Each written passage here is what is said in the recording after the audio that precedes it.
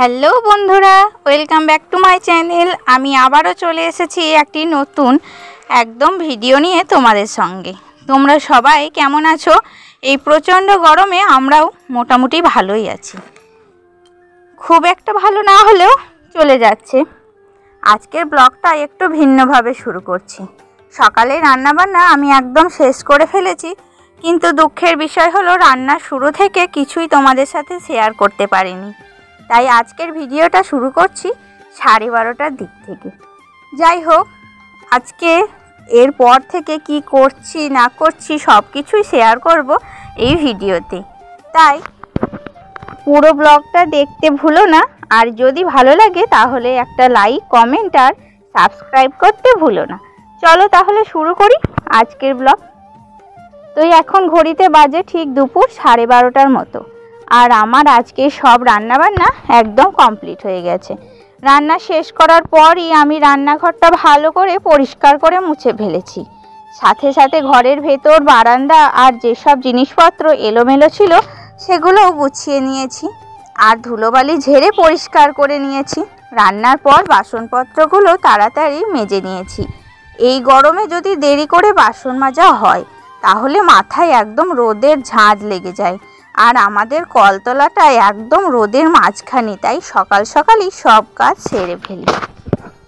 রান্নাবান্না, ঘর দুয়ার পরিষ্কার সব কিছু কমপ্লিট হয়ে যাওয়ার পর দেখি বেশ কিছু জামা কাপড় জমে আছে।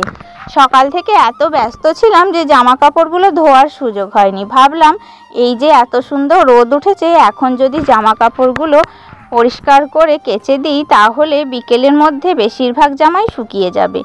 2 দিন ধরে জামাগুলো জমেছিল, তাই আর দেরি না করে সব কাপড় একসাথে পরিষ্কার করে ধুয়ে ফেললাম। তারপর ছাদে গিয়ে এক এক করে সব জামা কাপড়গুলো মেলে দিলাম। দেখো, এখানে এসে আবার দেখি আমার কাজ বেড়ে গিয়েছে। এত রোদে ভাবছি যত কাজ কমিয়ে নেব ততই দেখছি কাজ বেড়েই যাচ্ছে। ছাদের এই দড়িটা দেখছি ছিঁড়ে পড়ে রয়েছে। আবার কি করব, এই রোদের মধ্যে দড়িটাকে ভালো করে শক্ত করে বেঁধে নিলাম, না নইলে জামা কাপড়গুলো মেলবো কোথায়। সত্যি কথা বলতে এত গরমে আর রোদের মধ্যে কাপড় মেলা নিজের একটা চ্যালেঞ্জের মতো। ছাদের মেঝেটা পুরো গরম হয়ে গেছে, খালি পায়ে দাঁড়ানোই যাচ্ছে না ঠিক মতো। তবুও কি আর করা, কাপড় না মেললে তো শুকোবেই না। তাই তাড়াতাড়ি সব মেলে দিয়ে আবারও নিচে চলে এলাম। তারপর এই ভয়ঙ্কর রোদ আর গরমের মধ্যে নিজেকে একটু ঠান্ডা করতে সোজা স্নানে ঢুকে পড়লাম। একটু ঠান্ডা জলে স্নান করে নিয়ে সত্যি বলতে স্নানটা একদম প্রাণ বাঁচানোর একটা ব্যাপার ছিল।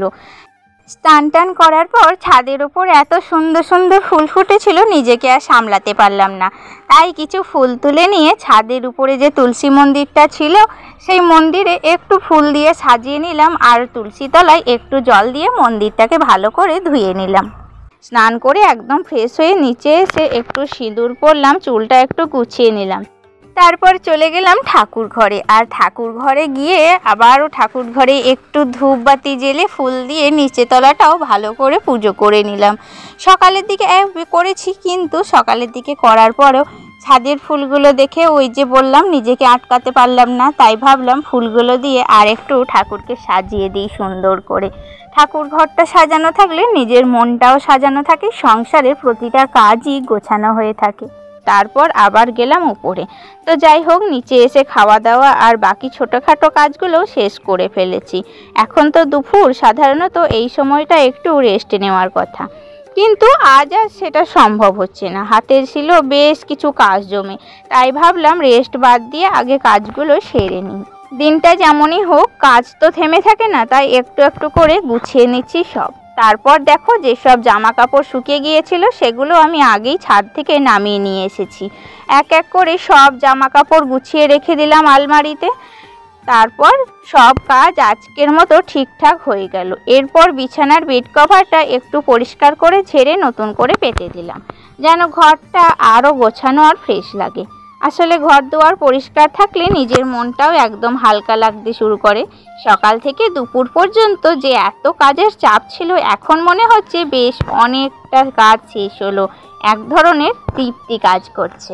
তো বন্ধুরা, আজকের মতো ভিডিওটি এখানেই শেষ করছি। দেখা হবে আবার আগামী কোনো নতুন ভিডিওতে। ততক্ষণ পর্যন্ত তোমরা সবাই ভালো থেকো, সুস্থ থেকো।